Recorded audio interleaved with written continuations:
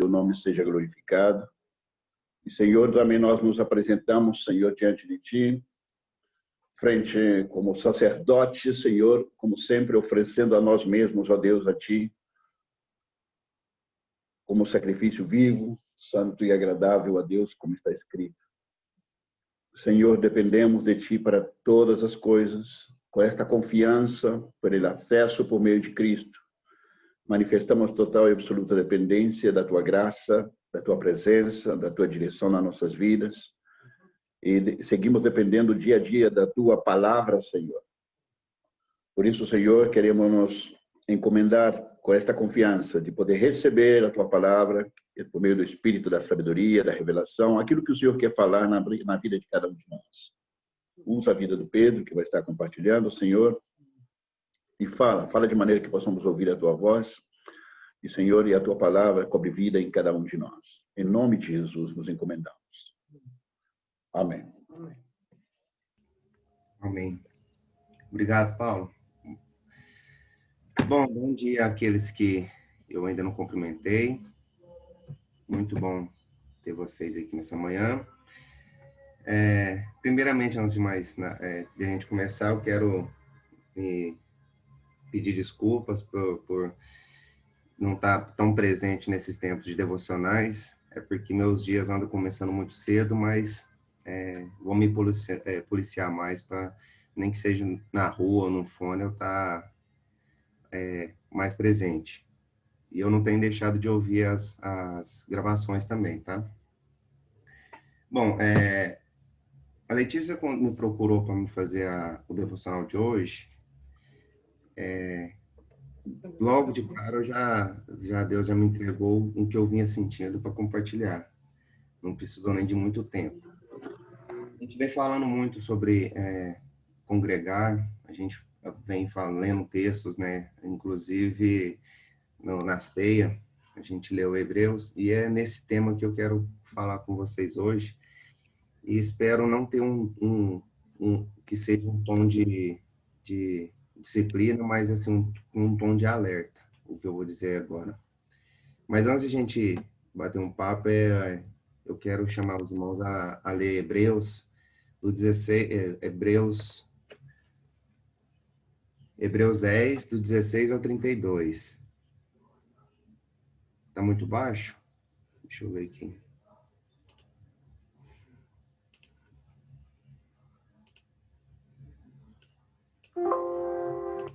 Melhorou? Tá melhor? Tá. Então, irmãos, vamos ler. Quem tiver com Bíblia e quiser acompanhar a leitura, Hebreus 10, do 16 ao 32. Está escrito assim: Esta é a aliança que farei com eles depois daqueles dias, diz o Senhor. Porém no seu coração as minhas leis, e sobre a sua mente as escreverei. Acrescenta: também de nenhum modo me lembrarei dos seus pecados e das suas iniquidades para sempre. Ora, onde há remissão destes, já não há oferta de pecado. Tendo, pois, irmãos, intrepidez para entrar no Santo dos Santos, pelo sangue de Jesus Cristo, pelo novo e vivo caminho que ele nos consagrou pelo véu, isto é, pela sua carne. E tendo grande sacerdote sobre a casa de Deus, aproximemo-nos com sincero coração, em plena certeza de fé, tendo o coração purificado da má consciência e lavado o corpo com água pura. Guardemos firme a confissão da esperança, sem vacilar, pois quem fez a promessa é fiel. Consideremos-nos também uns aos outros, para nos estimularmos ao amor e às boas obras. Não deixemos de congregarmos, como é costume de alguns. Antes, façamos admirações, e tanto mais quando vês que o dia se aproxima. Porque, se vivermos deliberadamente em pecado, depois de termos recebido o pleno conhecimento da verdade, já não resta sacrifícios pelos pecados. Pelo contrário, certa expectação horrível do juízo e fogo vingador prestes a consumir os adversários. Sem misericórdia, morre pelo depoimento de 2 ou 3 testemunhas quem vive rejeitado na lei de Moisés. De quanto mais severo castigo julgais vós, será considerado digno aquele que calcou os pés do Filho de Deus e profanou o sangue da aliança em qual foi santificado, e o trouxe o Espírito da graça. Ora, nós conhecemos aquele que disse: a mim pertence a vingança, e eu retribuirei. E outra vez o Senhor julgará o seu povo. Horrível coisa é cair nas mãos do Deus vivo. Aqui em Hebreus, irmãos, deixa bem claro a importância de nos congregarmos, né? E esse tempo que a gente tem vivido é uma das coisas que mais tem sido negligenciada pelos cristãos. Eu digo isso porque essa época de pandemia, muitos de nós deixamos de congregar fisicamente, né? Só que não deixamos de fazer coisas do mundo. E é aí que está o problema, porque quando a nossa prioridade passa a ser para o mundo, aí algo está acontecendo que não é bom. Por exemplo, se eu não vou reunir com meus irmãos, mas reúno com a minha família consanguínea no fim de semana para festejar, tá totalmente errado isso, né? Porque antes, na conversão, pedíamos muito, eu falo por mim, eu pedia muito para que Deus me alcançasse. E quando Ele nos alcançou, a gente experimentou a morte da cruz, né, de Cristo. A gente teve os conhecimentos nossos abertos, o entendimento aberto do que foi aquela morte, de quão horrível foi que Cristo passou por ela. E entendemos que aquilo ali era nosso, que era nós que deveríamos estar naquela cruz. Então, o mínimo que poderíamos fazer é seguir na palavra e expor ao evangelho. Quando deixamos de fazer algo para Deus, como nesse caso congregar, é como se estivéssemos dizendo assim: beleza, você morreu lá na cruz, tudo certo, eu recebi, mas agora já não faz diferença para mim. Já não é tão importante como era antes. E se morreu não foi exclusivo para mim, você morreu por outras também, outros que você chamou. Só que nesse fato, irmãos, esquecemos que há milhões ou de pessoas fomos chamados e escolhidos para entrar no lugar de Santo dos Santos. Quem lembra do desenho do tabernáculo, deve que era horrível ser das pessoas que ficavam fora da tenda, né, fora do tabernáculo, esperando o sacrifício ser aceito para remissão dos pecados. Imagina a ansiedade que não era ver um homem só poder entrar num lugar de ficar frente a frente com Deus para pedir perdão pelos pecados de todos. Imagina se esse homem sai de lá morto. Como que não era terrível? Aí vem Cristo, faz todo esse processo no seu corpo, tirando a ansiedade nossa de ter que esperar se vai dar certo ou não, dando para nós a certeza que foi dado certo e que é eterno, não terá que passar por mais 1, 2 ou 10 vezes novamente isso. Que literalmente, igual escrito no Hebreus, ele não lembrará mais dos nossos pecados. Então, meus irmãos, devemos muito pensar quando dizemos que ainda não é hora de congregar, quando dizemos que ainda há riscos. Porque imagina o seguinte: esse risco que estamos enfrentando hoje, que é real, não deixa de ser real, ele mata. Mas será que essa morte desse vírus é pior do que o lago de fogo? É pior do que uma apostasia? Porque a Bíblia deixa bem claro que a apostasia é uma linha invisível e que cada um tem seu limite. Nem nós sabemos, né, quando nos tornamos um apóstolo, mas que um dos caminhos para esse fim é deixar de nos expor à palavra e principalmente fisicamente. Eu conversei com a Renata, eu acho que com a Letícia, com alguns irmãos, e expressei a minha admiração que eu tenho pelos irmãos de fora, né? A Aninha, o Pedrinho, o Marcos, a Petra, o pessoal do Chile, da Colômbia, que eles dão um show de vergonha na gente, eles dão um show um mar de vergonha para nós, porque eles são os primeiros a conectar, independente do fuso horário, eles são os que estão mais frequentes, e nós que estamos próximos, que poderíamos sentir o calor, né, um dos outros, poderíamos nos abraçar, nos estimular, marcar reuniões fora da igreja. Às vezes deixamos isso a desejar. E eles, com toda obediência, estão sempre presentes, né? Então, pôr uma desculpa, por exemplo, eu não tenho como eu ir na reunião porque tá chovendo, um exemplo, né? Difícil mesmo a gente estar à distância, com desejo de estar próximo e com o coração inquietado, ouvir uma palavra através do computador, quando o desejo da carne era estar presente. E isso quem pode confirmar depois, o Marcos, a Petra que está presente, pode confirmar isso para a gente. E isso sim que é difícil. Imagina a Stephanie com o Nathaniel, a angústia que não deve ser você ficar na frente do computador, olhando para o outro, com vontade de abraçar, né? Ela até levantou o dedo. Então, meus irmãos, que Deus possa colocar nos nossos corações mais fonte, mais vontade de congregar. E eu fiz uma nota aqui, e eu quero ler para vocês, meio que lendo mesmo, porque eu não consegui, eu fui escrevendo na hora lá e eu não consegui gravar. A nota que eu pus assim: a importância de congregar nunca foi tão negligenciada como os dias de hoje. O congregar vem sendo deixado de lado de forma tão natural nos dias de hoje, que o impacto disso vem sendo visível no meio dos cristãos. E em Hebreus é muito claro quando a importância de nos reunir em nossa congregação local. Um desses impactos é a desistência da caminhada rumo ao céu, que é o que eu disse, apostasia. E o que fala em Hebreus, que fala o costume de alguns, hoje em dia, é tão mais prático que está sendo, não é costume de alguns, é costume de muitos deixar de congregar. E por isso muitas baixas vêm sendo visíveis na vida daqueles que não levam a sério a importância de estar reunidos na congregação local. Quando começamos a colocar nosso coração para congregar como apenas uma reunião qualquer, e que pode vir quando quiser, e não fazer a diferença em não congregar, então aí há um índice de vida, aí então há um índice de apenas uma vida religiosa, e no fim da tendência de deixar de congregar é muito grande.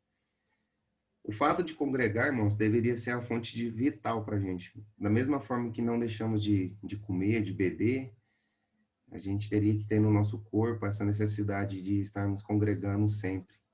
Não apenas aos domingos, no culto, ou nas reuniões de devocional, ou na reunião de oração, mas estar sempre procurando estar próximo, porque a gente sabe que uma das falhas que o Satanás mais aproveita do ser humano é de pegar ele só. E ele conhece bem a gente, como o Paulo mesmo diz, ele conhece a gente mais do que nós mesmos. E pode ter certeza que se você vacilar, ele não vai vacilar. Ele vai estar ali de forma astuta, pronto para você dar uma brecha e ele entrar no seu caminho, para te apartar de Deus. Então, meus irmãos, outra coisa que eu queria comentar com vocês também, que eu já estava me esquecendo. A Bíblia nos fala que antes não ter conhecido do que conhecer e não cumprir, né? Em 2 de Pedro 2:21, vou ler rapidamente aqui pra gente, diz assim: pois melhores fora nunca tiverem conhecido o caminho da justiça do que, pós conhecê-los, voltarem para trás, apartando-se do santo mandamento que lhes for dado. Com eles aconteceu o que diz certo adágio verdadeiro: o cão voltou ao seu próprio vômito e a porca lavada voltou a revolver-se no lamaçal. É como se Deus viesse e pegasse a gente no fundo do poço, literalmente, morto, sem vida, e nos trazer a santa glória, né? Trazer a gente para a luz e nos mostrar quem éramos e quem somos. E em um certo momento, o desejo de voltar a ser aquilo que a gente era falasse mais alto do que a posição que estaríamos atualmente. Então, Deus, para ir, em Hebreus, torna a falar, nos mostra que na época de Moisés não cumprir a lei por testemunho de 2 ou 3 já era pena de morte, né? Já era condenado à morte. Imagina então a gente que recebeu um bem tão valioso que foi a vida do próprio Cristo, do próprio Deus entregando na cruz para nos colocar como uma posição de filhos, cordeiro com Cristo, e a gente virar e começar a negligenciar, a profanar o nome do Senhor. Será mesmo que Deus vai ter uma segunda piedade, vai ter um segundo perdão? Ou será que Deus vai seguir firme com a palavra dele, com o propósito, e ele vai continuar sendo um Deus que não volta atrás com os seus princípios? Então, era mais ou menos isso que eu queria compartilhar com vocês, irmãos, porque eu venho sentindo muito, mas muito dentro de mim. Eu compartilhei com o Thiago em viagem, que é algo que me incomoda muito. E eu peço a Deus para que isso não aconteça comigo, que essa vontade de estar juntos possa nunca acabar. Porque eu falo por mim, eu não quero voltar a ser aquele porco lá no lamaçal e nem ser aquele cachorro que come o seu próprio vômito. Eu prefiro estar limpo, esperando o momento que Cristo vai voltar e vai nos buscar para toda a eternidade. E deixo essa pergunta para vocês. Será que o que você está fazendo hoje te aproxima ou te distancia mais de Cristo? Essa é uma pergunta que eu deixo para todos, para que seja reflexão no dia de hoje. Amém? É isso que eu queria compartilhar com vocês.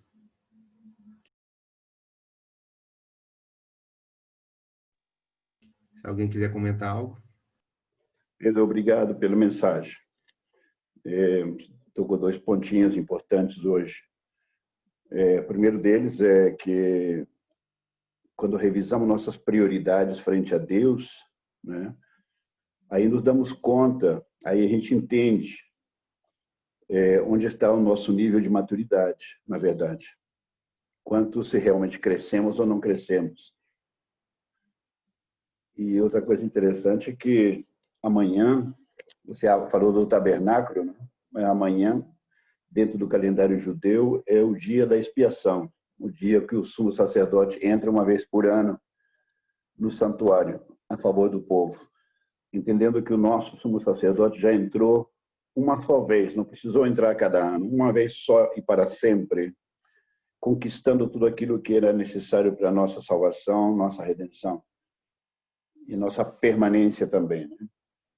Graças a Deus por isso. Obrigado pela palavra, irmão. Eu que agradeço, Paulo. Paulo, é como dizer o seguinte: amanhã não passa de uma sexta-feira qualquer para a gente. É Porque verdade.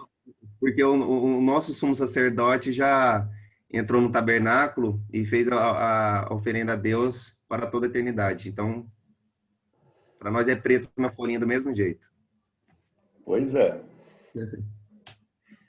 Alguém mais quer comentar algo?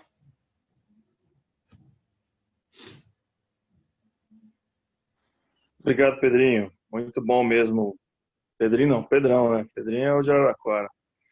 Muito bom essa sua lembrança aí, de não deixar de se congregar. Me chamou a atenção o que você falou, né?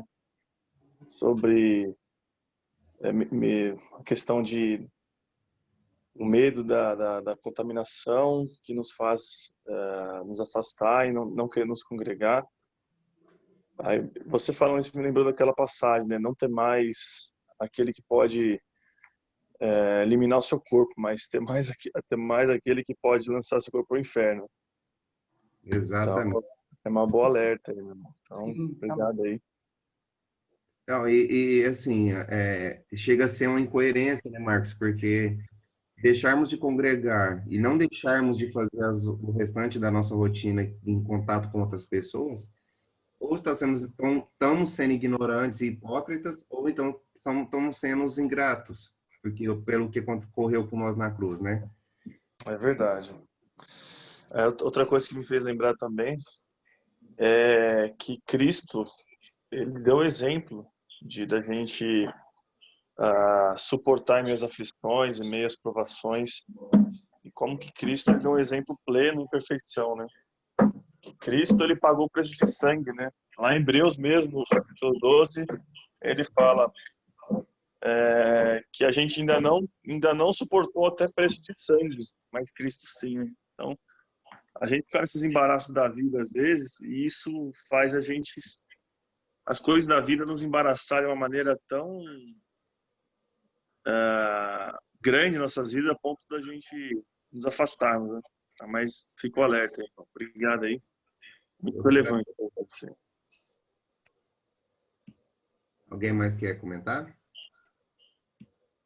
Deus não deixou nada para nós fazer, a não ser adorar Ele, né? Ele fez tudo, nos chamou, né? Nos dá as condições de entender e saber tudo. Para confirmar a palavra do apóstolo Pedro, quando você citou aí, falando sobre a sua carta, ele diz: Senhor, se nós te deixarmos, para quem iremos nós? Só tu tem palavra de vida eterna. O crente hoje não tem outra coisa a fazer a não estar aos pés do Senhor, né? Adorar e glorificar o seu santo nome, né? Reconhecendo que tudo vem das suas santas mãos, né?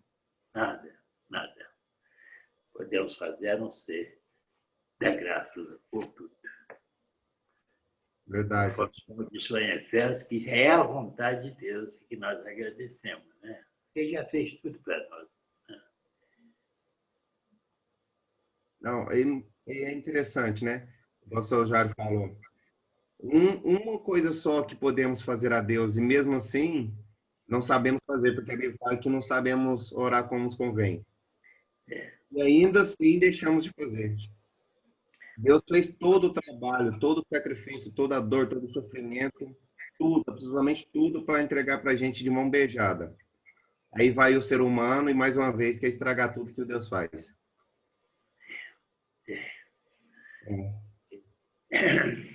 Boa pontuação aí, viu, seu Jair? Obrigado, viu? Alguém mais quer comentar, meus irmãos?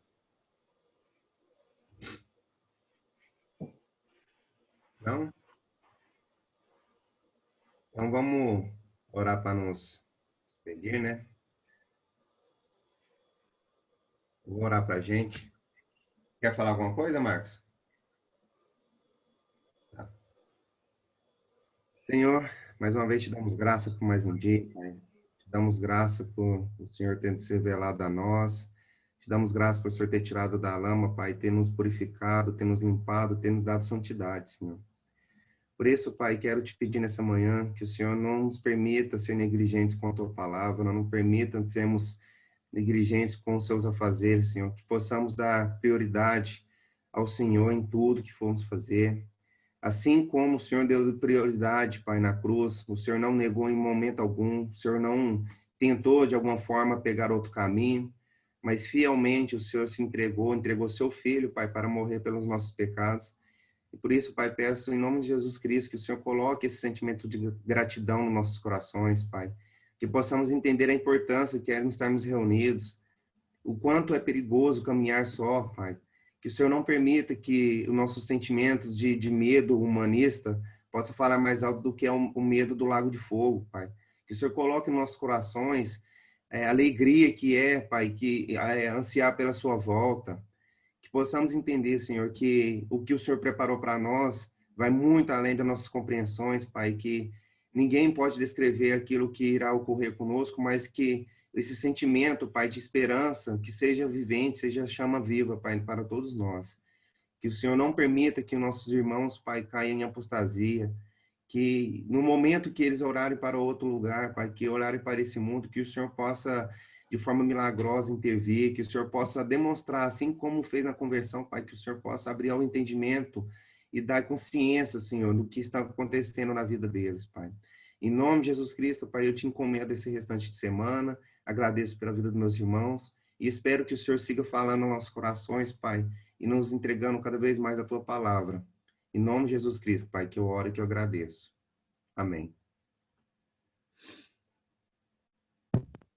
Obrigada, Pedro, pela disposição. Imagina, assumir o lugar do Fabrício há um pouco tempo.